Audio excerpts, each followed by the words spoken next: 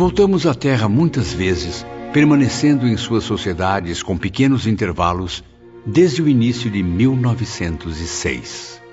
Múltiplos deveres nos chamavam ali. Assim foi que, sob os cuidados de Aníbal e a nobre assistência de Surya Oma, os aprendizes estenderam os trabalhos beneficentes, multiplicando esforços para servir aos corações sofredores. Servimos nos postos de emergência, como no Hospital Maria de Nazaré e suas filiais. Integramos caravanas de socorro a suicidas perdidos no invisível inferior e nos abismos terrenos. E a voz onipresente de irmão Teócrito guiava nossas consciências sempre.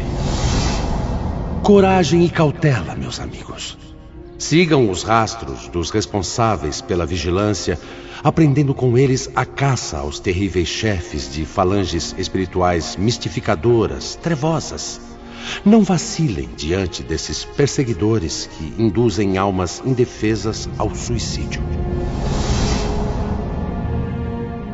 Visitavam frequentemente reuniões organizadas por discípulos de Allan Kardec, colaborando com eles. Acudiam aos chamados de muitos sofredores, mas que realmente necessitavam de socorro. Visitavam prisões e hospitais, sertões brasileiros e africanos, fortalecendo o ânimo e provendo socorro material a leprosos, dementes e mutilados. E nos atrevíamos até pelos domicílios dos mais ricos, onde também, por algum motivo, pudesse haver a possibilidade de suicídio. Estávamos quase sempre acompanhados por Aníbal. Meus queridos irmãos, por toda parte onde existirem lágrimas a enxugar, corações exaustos a reanimar, almas vacilantes a aconselhar, eu estarei ao lado de vocês, guiando a todos através dos ensinamentos do Divino Mestre, Jesus. Nossas atividades multiplicaram-se durante muitos anos nos diferentes setores da caridade. Ah, meus amigos, sinto-me tão leve e com o espírito renovado. Mas às vezes a aflição ainda me surpreende ao deparar-me com tantas angústias alheias. No entanto, João, já parou para pensar em quantas vezes obtivemos a paz e o conforto que vêm de Deus? Quanta alegria nosso espírito recebe ao contribuir com boa vontade para que uma e outra lágrima sejam enxugadas, para que um e outro desgraçado vençam a própria ansiedade por meio da esperança, um e outro coração se aqueçam à luz sagrada do amor e da fé. Belarmino está certo. Não podemos perder o controle. Lembrem-se de que devemos relatar nossos testemunhos aos orientadores espirituais. Tudo o que temos observado na prática entre os infelizes e sofredores, deveremos analisar e apresentar à junta examinadora. Sim, e precisamos nos esforçar. Uma vez aprovados, estes trabalhos poderão ser ditados por nós ou revelados aos homens através da operação mediúnica. É isso que me angustia, meus caros. Um de meus trabalhos foi reprovado. Mas quantos já foram aceitos com louvor, João? Além do mais, se não o sancionaram, é porque realmente ainda não estava perfeito. Trabalharemos juntos. Repetiremos a experiência até o tema do trabalho concordar plenamente com a nossa verdade. Os dias consagrados a tais exames eram festivos para toda a Cidade Esperança. Lá, ocorriam legítimas exposições de uma arte sagrada que ultrapassava todas as concepções de beleza terrestre. As vigilantes esforçavam-se na decoração dos ambientes, repletos de jogos e efeitos de luzes extraordinários. Vejam, lá estão Teócrito, Ramiro de Guzmán e Aníbal de Silas. O espetáculo era incrível. Nossos superiores revelavam-se artistas de dons espetaculares, quer na literatura como na música, e na oratória descritiva também.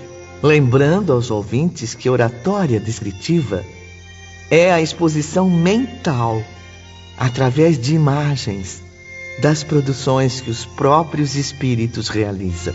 De esferas vizinhas desciam caravanas espirituais fraternas, emprestando brilho artístico às nossas experiências. Nomes que na Terra se pronunciam com respeito e admiração acudiam-nos bondosamente. Se meus olhos não mentem, creio que aquelas entidades iluminadas bem ali à nossa esquerda são ninguém menos que Victor Hugo e Frédéric Chopin. Sim, são eles mesmos, professor Bellarmino. Ambos, como muitos outros, tão ou mais consagrados na Terra, vêm aqui exprimir sua arte.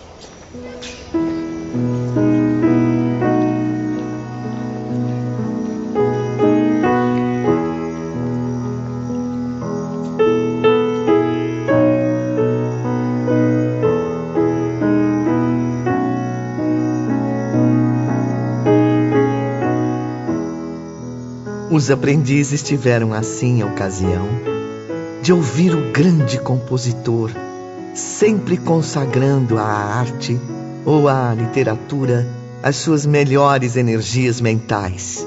Chopin traduzia sua música em imagens e narrações numa variedade impressionante de temas, Ivone.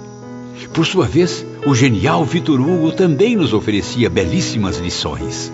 Suas fantásticas criações literárias eram revistas de maneira surpreendente, por ele próprio. A esfera terrestre ainda não esqueceu o poder criador desta mentalidade. E a Terra, Victor Hugo ainda voltará, servindo-a com sua eterna missão artística, a bem daquele que é a suprema beleza, o divino Mestre Jesus. É maravilhoso, irmão Teócrito. É o pensamento do grande Hugo animado pela ação da realidade. Nunca imaginei conhecer tão profundamente as nuances das suas vibrações emotivas. Aqui no mundo invisível, Camilo, os mais nobres artistas terrenos também se inspiram nos assuntos espirituais. Isso equivale a dizer que também colaboram na obra de sua reeducação. Ramiro me disse que a genialidade de Victor Hugo se confirma na Terra há muitos séculos, partindo da Grécia para a Itália e a França, sempre deixando um rastro luminoso de arte e de cultura superiores. Pois é verdade, Bellarmino. Seu espírito tem sido venerado por muitas gerações em várias épocas diferentes. Quanto a Frédéric Chopin, alma insatisfeita, somente agora compreendeu o inevitável. Somente com Jesus encontrará os ideais que a satisfarão. Suas migrações terrenas, quase sempre a serviço da arte, também foram várias. Uma delas até mesmo anterior à vinda de Jesus à Terra. Cultivando as belas letras como poeta inesquecível, viveu em pleno império da força, na Roma dos Césares. Mas, e quanto a vocês, meus irmãos? Deixemos um pouco o campo das artes e falemos sobre os ensaios que deverão apresentar. Devo admitir que estou um tanto inseguro. Traduzir minhas criações mentais em imagens e cenas, como os instrutores fazem tão habilmente, será para mim um enorme desafio. Fique tranquilo, João. Para isso contarão com o auxílio dos nossos técnicos, uma equipe de cientistas brilhantes. Alguns médiuns de nossa confiança também serão atraídos para esses encontros sob a tutela de seus anjos guardiães. Servirá de estímulo ao trabalho a que se comprometeram quando reencarnaram, o de serem intérpretes do mundo invisível. Isso nos deixa muito entusiasmados, irmão Teócrito. Provavelmente facilitará a tarefa de informarmos aos homens as nossas novidades. Camilo e seus companheiros não contavam, porém, com um desconcertante empecilho: o pouco desejo existente no coração dos médiuns de se ativarem em torno dos ideais cristãos. Ideais que julgam defender, embora permaneçam incapazes de renunciar, avessos aos altos estudos necessários à sua evolução, descomprometidos com a boa vontade. E era Teócrito quem novamente nos esclarecia. Os médiuns, uma vez dotados de faculdades tão poderosas, jamais deveriam estar em desarmonia consigo próprios, muito menos com as esferas iluminadas. Boa parte deles traduz efeitos mentais, conceitos pessoais, convencidos de que interpretam o pensamento dos espíritos. Mera ilusão, meus caros. A verdade afirma que nada fizeram para merecer o alto mandato, nem mesmo a moralização da própria mente. Ai, quanto desgosto isso traz aos nossos corações, meus queridos alunos. E não apenas a nós, mas a todos que se interessam pelo bem da humanidade no além-túmulo. É doloroso observar a desatenção dos médios em geral, seu desinteresse em se livrar dos atrativos materiais, dos quais o bom pastor ainda não conseguiu desprendê-los. Eles mesmos, os médiums, infelizmente dificultam a ação dos espíritos instrutores. Muitos, excelentes em suas disposições físico-psíquicas, resvalam para a improdutividade enquanto se acumula ao serviço do Senhor por falta de bons operários terrestres. E a humanidade, meus filhos, envolve-se nas trevas, em pleno século das luzes, prosseguindo desorientada à falta do pão espiritual, faminta da luz do conhecimento. Um daqueles dias festivos foi liberado às visitações. Na véspera, porém, os aprendizes foram chamados ao gabinete de Ramiro de Guzmán. Boa tarde, meus amigos. Boa tarde. Boa tarde. Amanhã será um dia importante para os senhores. Por isso mesmo devo prevenir a todos. Os internos receberão visitas dos seus familiares desencarnados. Ah, mas que bom. Que boa notícia. Boa notícia, não é? Pena que tamanha alegria será apenas privilégio dos internos mais antigos. Paciência, Camilo, paciência. Esperemos. Um dia chegará também a nossa vez de revermos os nossos. Bondosas e prestativas, as senhoras vigilantes prepararam os parques para a grande recepção do dia seguinte. Rita e Doris acompanhavam os preparativos em companhia de Camilo. Quanta arte e talento possuem essas mulheres. São capazes de criar os recantos mais belos que já vi. Certamente, Camilo. São ambientes encantadores. Falam as recordações mais queridas da infância e da juventude. Quando as desesperanças da existência ainda não me haviam feito sorver o cálice das amarguras. Esqueça as amarguras, meu amigo Camilo. O momento é de alegria. Todos esses lugares serão oferecidos aos internos como agradáveis surpresas, a fim de receberem parentes e amigos desencarnados. Se reparar bem, verá que foram criados ao ar livre, espalhados pelos parques e jardins, à beira dos lagos e sobre as encostas das colinas. Estes recantos, porém, não se prolongam por muito tempo. Existem temporariamente, só enquanto durarem as necessidades de compreensão e conforto. Muitos traduzem o lar paterno, onde florescem as primeiras esperanças e realizações. Alguns, como este, lembram os cenários marcantes da afeição conjugal. Uma sala, uma varanda florida. Ao passo que outros mostram até paisagens da terra natal. Uma ponte, um trecho da praia, uma alameda conhecida por onde muitos internos foram conduzidos pelos braços protetores de suas mães. No dia seguinte, logo pela manhã, fui surpreendido com um chamado de Teócrito. Bom dia, Camilo. Bom dia. Provavelmente não esteja esperando. Mas as melhores surpresas, tanto na terra quanto no invisível, muitas vezes são as que menos se esperam. E foi então, no próprio cenário que representava a casa onde nasci, que tive uma encantadora satisfação. Revi minha mãe querida, a qual ainda na infância havia visto morrer e sepultar. E beijei suas mãos carinhosamente, como no passado. Mas a surpresa de Camilo seria ainda maior. Deus Todo-Poderoso, não posso acreditar no que vejo. Papai, meu velho pai. Ah, que saudade. Quanta saudade. Perdoe-me, meu velho. Perdoe-me. Camilo ainda reviu a esposa, a qual já poderia ter reencontrado há muito tempo no invisível, caso não houvesse cometido suicídio. De todos eles recebi carinhosas advertências, conselhos preciosos, testemunhos de afeto.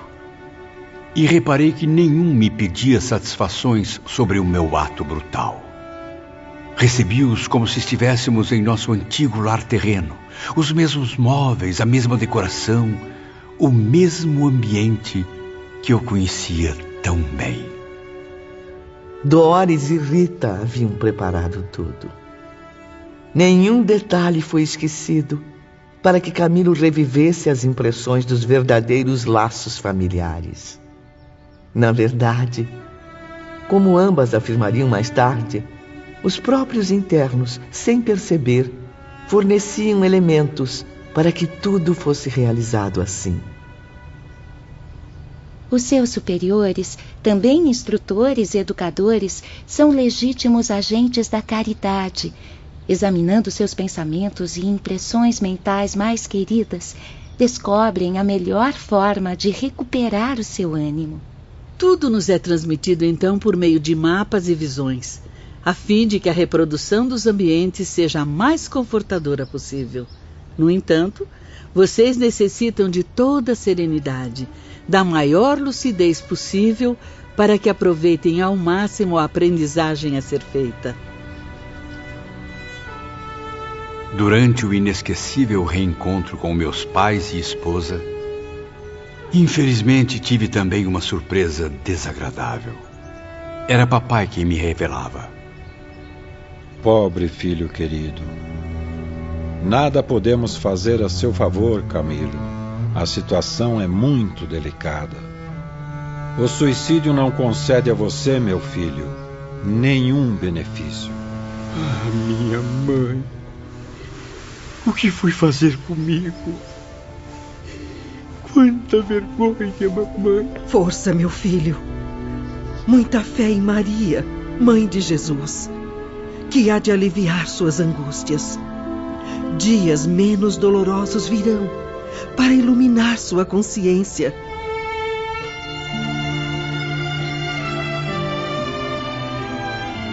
E sob as sombras dos arvoredos, contemplando os campos floridos, os pomares e os quintais da velha casa em que vivia, Camilo sentia-se paternalmente amparado após décadas no além-túmulo. Embalado pela amorosa proteção de sua família terrena, demorava-se muitas vezes em agradáveis reuniões com muitos entes queridos que, como ele, já haviam falecido. Por sua vez, meus companheiros tinham os mesmos direitos. Ali não havia favores especiais nem predileções. Somente a rigorosa justiça divina, moldada nas leis de atração e afinidade. Finalmente, Belarmino pôde encontrar a mãe, a quem amou com todas as forças do seu coração, recebendo sua visita inesperada naquela mesma tarde. Doris e Rita também forneceram à mãe e ao filho o conforto carinhoso de um saudoso ambiente. A extensa biblioteca da mansão onde viveram, a lareira crepitando alegremente, a cadeira de balanço da velha senhora, a pequena poltrona de Belarmino junto ao colo de sua mãe, como nos tempos de infância. Ah, minha amada mãezinha, como esperei por este dia. Belarmino, o meu único filho, o meu maior tesouro. Ai, quanta dor senti com a sua partida, ainda mais ao saber que havia se suicidado. Isso afetou profundamente a minha saúde. Eu não pude resistir. Eu deixei o mundo material meio ano depois, sem nunca me conformar com tamanha tragédia. Perdão, minha mãe. Eu errei. E errei em tudo. A começar por minhas crenças, minha filosofia, a qual mostrou-se vazia, sem sentido algum aqui no mundo invisível. Vivi as mais angustiantes decepções depois que passei para a pátria espiritual.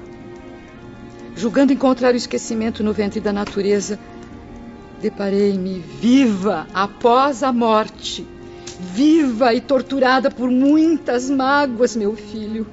Não possuía capacidades mentais e espirituais que pudessem me recomendar às regiões felizes ou confortadoras do invisível. Pobre mamãe. Quanto sofrimento fui causar à senhora. Eu procurei inutilmente por você, nas regiões mais sombrias. Eu vaguei por ambientes aterrorizantes, molestada por infinitas confusões e trevas. Ainda estava sob os efeitos do orgulho e do egoísmo que marcaram a minha personalidade na Terra. Não diga isso, minha mãe. A senhora sempre foi e será uma grande mulher, uma pessoa maravilhosa. A confusão cresceu em minha mente. Passei a sentir arrependimento por haver renegado o amor a Deus, preferindo seguir radicalmente a ciência materialista. E agora percebo, meu filho, que também fui responsável pelo seu desastre. Mas como responsável? Se fui movido por uma decisão íntima, acreditando que a morte seria a melhor solução. Eu sempre fui uma mãe descrente dos ideais divinos, negligente e orgulhosa, cujos desejos limitavam-se apenas às paixões mundanas. Acabei, assim, moldando a sua mente, com o mesmo vírus mental, com as convicções nocivas que nos arrastaram às quedas morais. Mas com o tempo, tornei-me mais lúcida e conformada, graças às imposições da dor educadora. Trabalhei, lutei, sofri com resignação no espaço durante vários anos. Eu supliquei, convertida a verdade existente na ideia de Deus e suas leis, receber concessão para rever o meu filho querido. E finalmente recebi a dádiva misericordiosa do Ser Supremo, o qual agora reconheço com respeito e pesar.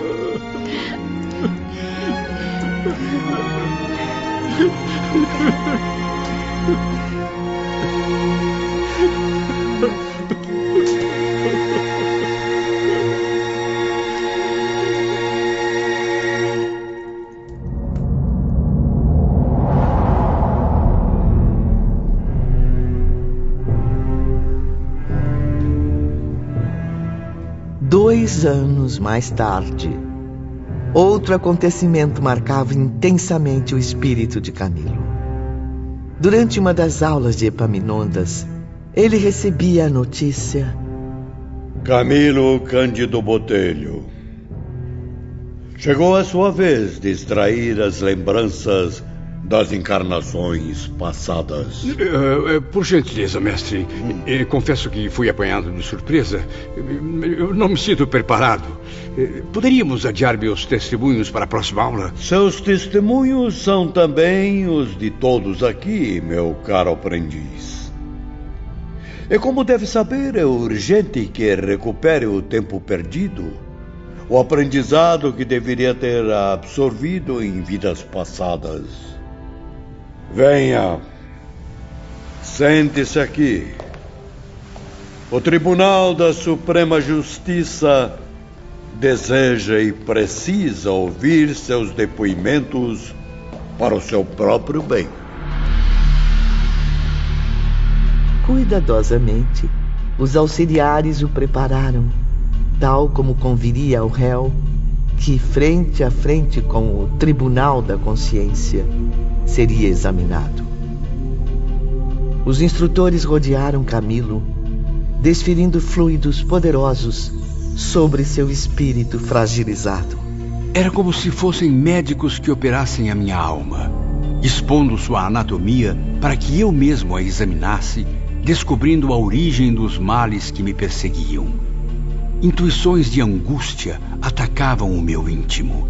Certamente, Ivone teria me banhado em suores gelados se ainda ocupasse o corpo carnal. O pavor, enfim, acovardou Camilo. E ele quis resistir, prevendo a vergonhosa situação que eu esperava. Senhor, por piedade, tenha compaixão de mim. Não vacile. Para operarmos a renovação interior, precisamos ter coragem. Sem decisão, sem heroísmo, sem valor, não conseguiremos progredir.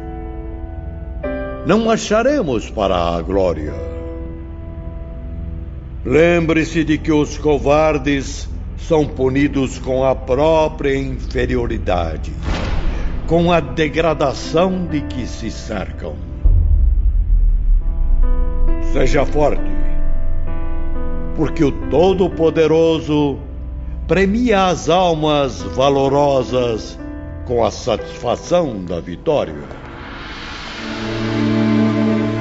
Epaminondas e sua equipe posicionaram-se em torno de Camilo, envolvendo-o em estranhos jatos de luz. Fraqueza invencível atacou meu cérebro.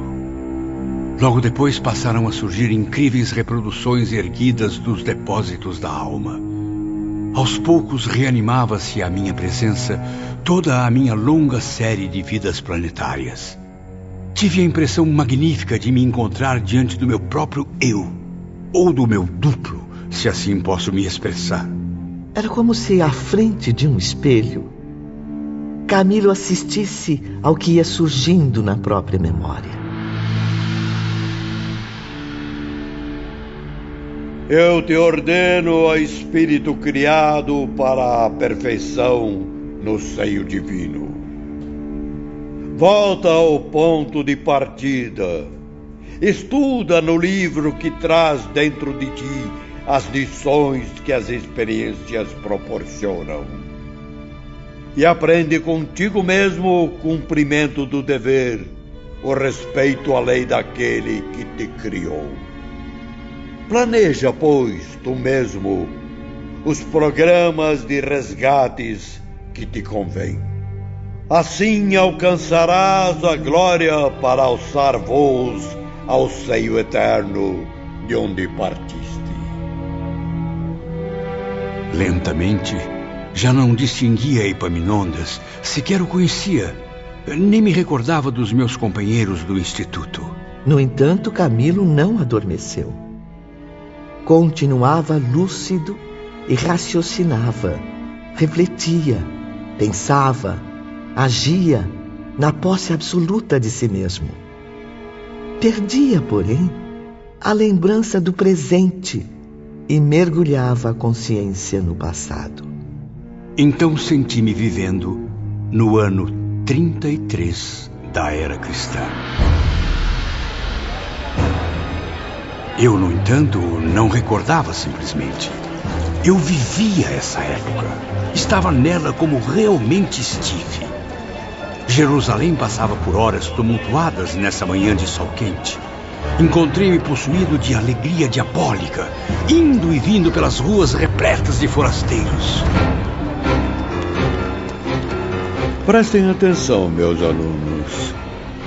Notem como o espírito de Camilo promove arruaças, espalha intrigas, boatos, incentivando desordens. Ele está agora no grande dia do Calvário. E sabe-se que um certo revolucionário de nome Jesus de Nazaré foi condenado à morte na cruz. Camilo era miserável, pobre e maldoso. Devia favores a muitos homens influentes de Jerusalém daquele tempo. Comia restos de suas mesas, vestia-me dos trapos que me davam. Diante do tribunal, então, aplaudi frenético a figura repugnante de Barrabás, enquanto pedia a execução de Jesus.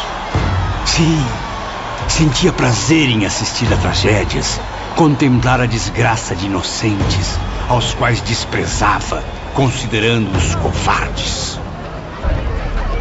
E presenciar aquele jovem encantador, tão extraordinário quanto modesto, galgando pacientemente a ladeira sob a ardência do sol, com o madeiro pesado aos ombros, atingido pelos açoites dos soldados. Era um espetáculo que Camilo não poderia deixar de assistir. Contudo, revendo-se nesse passado, sua consciência passou a condená-lo, acusando-o violentamente. Oh, Jesus Nazareno, meu Salvador e meu Mestre! Não fui eu, Jesus! Não fui eu, não! Eu estava louco! Eu estava louco! Não me reconheço mais como seu inimigo! Perdão! Perdão, Jesus! Perdão! Avante! Ó alma, criação divina! Prossegue sem desânimo. Da leitura que agora fazes em ti mesma, será preciso que saias convertida.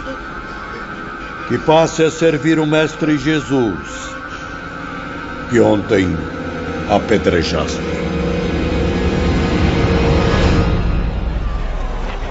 As imagens retornavam à mente de Camilo. Feroz na sua obstinação, acompanhou Jesus na jornada dolorosa, gritando ofensas humilhantes ao Filho de Deus. Confesso que só não o agredi a pedradas, ou mesmo a força do meu braço assassino, porque o policiamento em torno dele era bastante severo. É que eu me sentia inferior em toda parte. Nutria inveja e ódio a tudo o que considerasse superior a mim. Era feio, asqueroso, desprezível. Faltava-me um braço. De meu coração destilava somente o vírus da maldade. Integrando o cortejo, passei a difamar a sua mãe sofredora e humilde. Já então a mesma Maria piedosa e consoladora. E depois, em sequências sinistras, Camilo testemunhou a si mesmo, denunciando cristãos, perseguindo, espionando, torturando e até mesmo apedrejando Estevão. Reencarnações se sucederam através dos séculos. Eu pertencia às trevas. E durante o intervalo de uma existência à outra, meu prazer era permanecer nas camadas inferiores. Camilo recebeu convites reiterados para os trabalhos de regeneração, como puderam ver, meus caros aprendizes. Mas se fez surdo, cego pela má vontade dos seus instintos inferiores. Mas através dos séculos, experimentei também grandes desgraças, meus amigos. Criminoso impenitente, preso às práticas do mal, sofria, como é natural, o reverso de minhas próprias ações. No entanto, minhas renovações carnais sempre se realizaram entre povos cristãos. O certo é que nunca me desloquei das Gálias ou da Ibéria até o momento presente. A ideia da regeneração começou a ser cogitada quando percebi sussurros aos meus ouvidos, quer me encontrasse na terra ou mergulhado nas penumbras espirituais. O que eu não podia compreender, porém, era o alto alcance moral de tais conselhos ou convites. Por isso, esperava da grande doutrina apenas vantagens pessoais, poderes misteriosos ou supersticiosos que me levassem a conquistar a satisfação de 1000 caprichos e paixões. A primeira metade do século XVII surpreendeu Camilo em confusões lastimáveis na escuridão de um cárcere terreno. Que odiosa série de crimes, porém, ocasionou tamanha repressão para minha dignidade? Que razões abomináveis eu teria dado à lei para que fosse jogado às trevas de uma masmorra, meu Deus!